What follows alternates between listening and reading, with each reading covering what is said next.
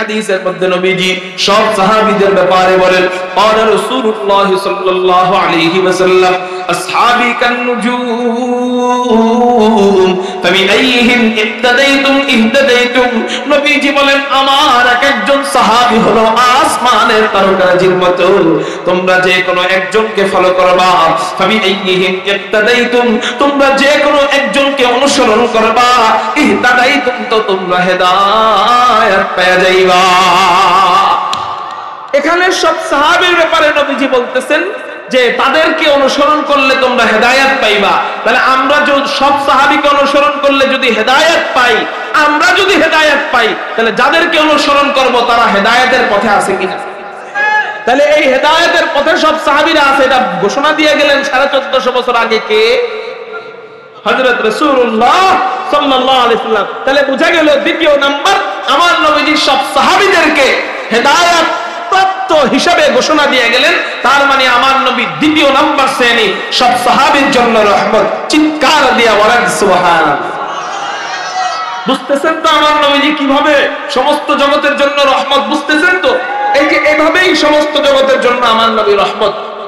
চলেন মানুষদের মধ্যে 3 নাম্বার শ্রেণী, আউলিয়ায়ে কেরাম, আল্লাহ ওয়ালা মুমিন বান্দারা, মুত্তাকি পরহেজগার বান্দারা। বেশি আমল করলে খাজা মুঈনুদ্দিন চিশতি হওয়া যায়, বেশি আমল করলে আব্দুল কাদের জিলানী হওয়া যায়, বেশি আমল করলে হুসাইন আহমদ মাদানী হওয়া যায়, বেশি আমল করলে শেখুল হিন্দ মাহমুদুল হাসান দেওবন্দি হওয়া যায়, বেশি আমল করলে হযরত রশিদ আহমদ গঙ্গুহি হওয়া যায়, বেশি আমল করলে আল্লামা আহমদ শফি হওয়া যায়। লেকিন বেশি আমল করলে নবীজির ছোট্ট একজন সাহাবী হযরতে ওয়াহশিও হওয়া যায় না। সাহাবী আলাদা জিনিস, মুত্তাকি বান্দা আলাদা জিনিস। সাহাবীর দাম আলাদা, মুত্তাকি আলাদা। ও মেরে মুহতারাম ভাইও, আল্লাহ পাক রব্বুল আলামিন ওয়ালিদের জন্য নবীজিকে রহমত স্বরূপ কিভাবে পাঠাইলেন, মুত্তাকিদের জন্য নবীজি কিভাবে রহমত। আল্লাহ ওয়ালাদের ব্যাপারে নবীজি বুখারী শরীফের হাদিসের মধ্যে বলেন, এই হাদিসটা হলো হাদিসে কুদসি। হাদিসে কুদসি মানে হলো কথা আল্লাহ বলেন হলো নবীজি। চিৎকার দিয়ে বলেন কথা কার? বলেন হলো নবীজি। আল্লাহ নবীজিকে বলতেছেন, নবীজি আমাদেরকে বলতেছেন, মান আদালি ওয়ালিয়ান ফাকাদ আদানতুহু বিল হারব। নবীজি বলেন আমার বন্ধুদের সাথে যদি, আল্লাহর বন্ধুদের সাথে যদি কেউ দুশমনি করে, আল্লাহ ওয়ালাদের সাথে যদি কেউ দুশমনি করে, মুত্তাকি পরহেজগার বান্দাদের সাথে যদি কেউ দুশমনি করে, নবীজি বলে ওই ব্যক্তির সাথে যুদ্ধের ঘোষণা আল্লাহ নিজে দিয়ে দিয়েছে। আল্লাহর বন্ধুর সাথে কেউ দুশমনি করলে তার সাথে যুদ্ধ করবে কে? আওয়াজ হয় নাই, চিৎকার দিয়ে বলেন কে? আল্লাহর বন্ধুর সাথে দুশমনি করলে তার সাথে যুদ্ধ করেন আল্লাহ।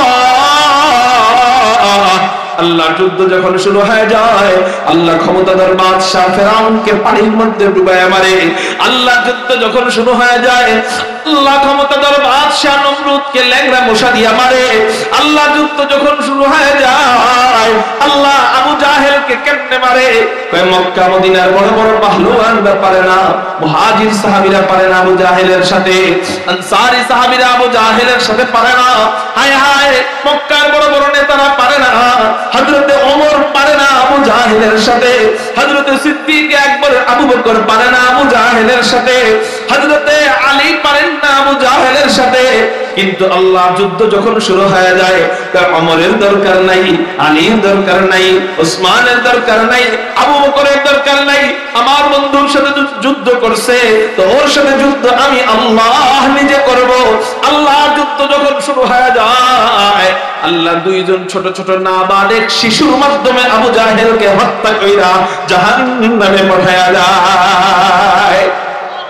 আল্লাহ যুদ্ধ যখন শুরু হয়ে যায়, আল্লাহ ক্ষমতাধর প্রেসিডেন্ট বুশের সাথে সাদ্দাম পারে না, বুশের সাথে ওসামা বিন লাদেন পারে না। কিন্তু আল্লাহ যুদ্ধ যখন শুরু হয়ে যায়, ওসামা বিন লাদেনের তো দরকার নাই, বুশের তো দরকার, আল্লাহ সাদ্দামের তো প্রয়োজন নাই। আল্লাহ যুদ্ধ যখন শুরু হয়ে যায়, বলে ওদের দলের সাংবাদিকের মাধ্যমে আল্লাহ চুতা পিটা খাওয়ায়। আল্লাহর যুদ্ধ যখন শুরু হয়ে যায়, দেখা যায় নব্য ফেরাউন আমাদের বাংলাদেশের শেখ হাসিনা স্বৈরাচার ফ্যাসিস্ট সরকার, ওর সাথে বড় বড় বিএনপির নেতারা পারে না, ওর সাথে জাতীয় পার্টি জামাতের নেতারা পারে না, ওর সাথে হেফাজত ইসলাম পারে না। এক পর্যায়ে এমন অবস্থা হয়েছে, বড় বড় আলেমদেরকে জেলের মধ্যে নিয়ে কণ্ঠাসা করে ফেলছে। বড় বড় আলেমরা ওর সাথে যুদ্ধ করে কুলায় উঠতে পারে না। আল্লামা মামুনুল হক সাহেবের মতো বীর মুজাহিদরা ওর সাথে যখন পারে না, আল্লাহ কয় তোমাদের যুদ্ধ যেখানে শেষ, আমার যুদ্ধ সেখান থেকে শুরু। মান আদালি ওয়ালিয়ান ফাকাদ আতানতুহু বিল হারব। আমার বন্ধুর সাথে কেউ দুশমনি করলে তার সাথে তো তোমাদের যুদ্ধ করার প্রয়োজন নাই, তার সাথে যুদ্ধ আমি আল্লাহ নিজে করব। তা আল্লাহর বন্ধুর সাথে দুশমনি করছে, আল্লামা আহমদ শফির বদদুয়া লাগছে ওদের উপর, কায়েদে মিল্লাত জুনায়েদ বাবরগরীর বদদুয়া লাগছে ওদের উপর, আল্লামা নূর হোসেন কাসিমের বদদুয়া লাগছে ওদের উপর, নিরহ কোরআনের পাখিদের বদদুয়া লাগছে এদের উপর। তো আল্লাহর জজবার মধ্যে যুদ্ধের ইচ্ছা এসে গেছে। আল্লাহ যখন যুদ্ধ শুরু করা যায়, বড় কোনো পাহলওয়ানের প্রয়োজন হয় না, ওদের এই পালিত সন্তান স্কুলের ছোট ছোট বাচ্চাদের মাধ্যমে আন্দোলন করায়া জুতা পিটা দিয়া দিয়া এদেরকে দেশ ছাড়া কইরা আল্লাহ বিদায় করে দেয়। আল্লাহর যুদ্ধ এগুলা, আল্লাহর যুদ্ধ। আরে আগে তো বলতাম তোরা শিয়ালের মতো পালাবি, আগে তো বলতাম তোরা কুকুরের মতো পালাবি। আরে কুকুর তো থাকার মতো মালিকের জায়গা পায়, শিয়াল তো থাকার মতো প্রতিদিন গর্ত খুঁজে পায়, কিন্তু আল্লাহ এই হাসিনার দলদের জন্য জমিনটা এতই সংকীর্ণ করে দিছে, যারা থাকার মতো কলা পাতাও খুঁজে পায় না। এমনকি সারা জীবন নৌকার জন্য জীবন দিল সালমান এফ রহমান দরবেশরা। একটা নৌকার মধ্যে আশ্রয় দিয়েছিল, শেষ পর্যন্ত ওই নৌকাটাও ওদের জন্য নিরাপদ হলো না, গ্রেফতার করে ফেললো। আল্লাহু আকবার। সালমান এফ রহমান যখন নৌকায় উঠে মাঝিকে বলতেছে ভাই, নৌকার মাঝিকে বলতেছে ভাই আমার পেটে চাপ দিছে, একটু টয়লেটটা সেরে উঠি। বলে না না না, আপনি যদি টয়লেট সারতে যান আপনার গোয়েন্দা বাহিনী কিন্তু এখানে ঘুরতেছে, খবর পাওয়া যাবে, গ্রেফতার করে ফেলবে। তাহলে কি করব? মাঝ নদীতে যাই, ওখানে টয়লেট সেরেন। চলো তাহলে, জান তো বাঁচানো ফরজ, জান তো বাঁচাইতে হবে। নৌকা চালু হয়ে যায়, পেটের মধ্যে টয়লেটের চাপ। এই মুহূর্তে ওই গোয়েন্দা বাহিনীর স্পিড বোট হাজির হয়ে যায়, অ্যারেস্ট হয়ে যায়। কলারের মধ্যে যখন হাত দেয়, ওই যে টয়লেটের চাপ ছিল লুঙ্গির মধ্যেই টয়লেট সেরে যায়। এইটা শুই না পোলাপান হাসে। আমি বলি এটা হাসির তো জিনিস নয়, এটা বুঝার জিনিস যে আল্লাহর বন্ধুদের সাথে যারা দুশমনি করে, আল্লাহ ওয়ালাদের দিলে যারা কষ্ট দেয়, মজলুমদের বদদুয়া যারা নেয়, আল্লাহ তাদের জন্য জমিনটা এতই সংকীর্ণ করে দেয় যে এদের টয়লেট করার মতো জায়গাটুকু আল্লাহ অবশিষ্ট রাখে না। এই জন্য বলি ভাই, বেশি বেশি ওলিদের সাথে দুশমনি করবনি। জোরে বলে, আল্লাহ ওয়ালাদের সাথে বেয়াদবি করবনি, আল্লাহ ওয়ালাদের বিরুদ্ধে ফেসবুকে লেখালেখি করবনি। আল্লাহ আমাদেরকে হেফাজত করুক, বলি আমিন। কোন বলির যদি ভুল হয়, মানুষ তো মানুষ না, ভুল হতেই পারে। কোন আল্লাহ ওয়ালার যদি ভুল হয়, আদবের সাথে কথা বলেন, তার কাছে যান, তাকে বলেন হযরত আপনার এই জিনিসটা আমার পছন্দ না, হযরত এই জিনিসটা সংশোধন করলে সুন্দর হয়। আপনি যদি বাস্তবেই তারে মহব্বত করে থাকেন, তার কাছে যায় আপনি খোলামেলা আলোচনা করেন। হ্যাঁ, হতে পারে আপনি ছোট, তারপরেও ছোট থেকেও তো অনেক কিছু শিখার আছে। স্কুলে পড়ছেন না, ভাঙ্গাগুলো অনেক সময় কাজে লাগে, আপনার পরামর্শ ওনার কাজে লাগতে পারে। কিন্তু আপনি যদি ওনার বিরুদ্ধে গীবত করেন, উনি ওই দিক দিয়ে তওবা কইরা আল্লাহর প্রিয় হয়ে রইছে, কিন্তু আপনি সারা জীবন ওনার বিরুদ্ধে গীবত কইরা আপনার নেক আমলগুলো ওনারা আমলনামায় পাঠায়া ওনারে জান্নাতি বানায় দিলেন। আপনি নেক আমল খালি, আপনার কিছুই নাই, আপনি জাহান্নামী হয়ে গেলেন। ঠিক না বেঠি? এই জন্য কোন আল্লাহ ওয়ালার বিরুদ্ধে লেখালেখি করব, তাদের গীবত করব, তাহলে এই আল্লাহ ওয়ালাদের সাথে দুশমনি করলে তার সাথে যুদ্ধ করবে আল্লাহ। 1450 বছর আগে এই রহমতের বাণী শোনায় গেলেন কে?